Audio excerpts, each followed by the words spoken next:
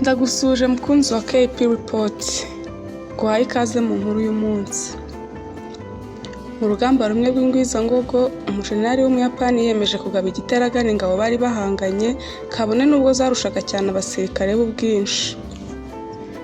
Yari afite icyizere cyane ko ingabo ze zitsindira urugamba, gusa abasore bari bafite gushidikanya kwinshi ubwoba bwabatashye bameze nk'Abisirayeli imbere ya Goliyati mbere y'uko Dawidi ahagera.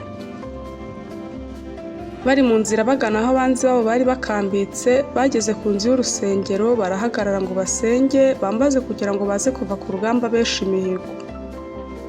Nyuma bamaze gusenga, jenerali wari umugaba mukuru wabo yakuye igiceri mu mufuka, ahamagara ingabo ze zimukikije maze aterura amagambo avuga ati: "Ngiye gutera iki giceri hejuru. Nikigwa uruhande rwo hejuru rukaza urugaragara rwanditseho umubare w'amafaranga, nta kabuza tuzanesha abanzi bacu. Nihaza ikirangantego bazadukubita inshuro badutsinde. Ubwo ikigeni cyangwa destiny kizigaragaza. Ubwo niko Imana izaba yarabigennye, tuzatsindwa nta kabuza." Uyu mujenerali w'inyenyeri enye yatereye cya giceri hejuru, mu gihe ingabo ze zose zari zimuhanze amaso, ari nako zitegereza uko cya giceri cyagwaga hasi ku butaka. Nyuma yo kugwa hasi, bose bari bafite amatsiko yo kureba niba igiceri cyaraguye uruhande rwerekeye hejuru ari ururiho amafaranga.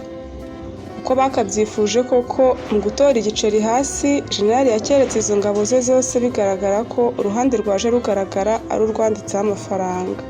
Abasirikare barishimye cyane, maze icyizere cyo gutsinda kirabasaga.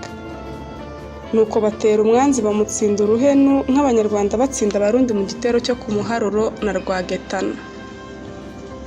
Nyuma y'uru rugamba bamaze gutsinda abo barwanaga, ubwo besaga imihigo ari nako bivuga ibigwi n'ibirindiro byabo, umuriyeteni umwe mu bari barwanye iyo ntambara yegereye jenerali aramubwira ati: "Buriya ntawe uhindura ikigeni cyangwa destiny y'umuntu.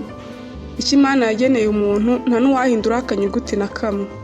Niyo mpamvu twatsinze iyi ntambara."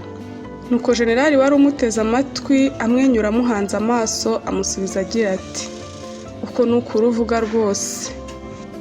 Ubwo jenerali yamubwiraga atyo, niko yazamuye cya giceri amwereka ko impande zacyo zombi zanditseho imibare y'amafaranga, nta ruhande na rumwe rwariho ikirangantego. Bivuga ko yateye igiceri hejuru abizi neza kuko cyagwa kose uruhande ruzagaragara ari ururiho amafaranga nyine.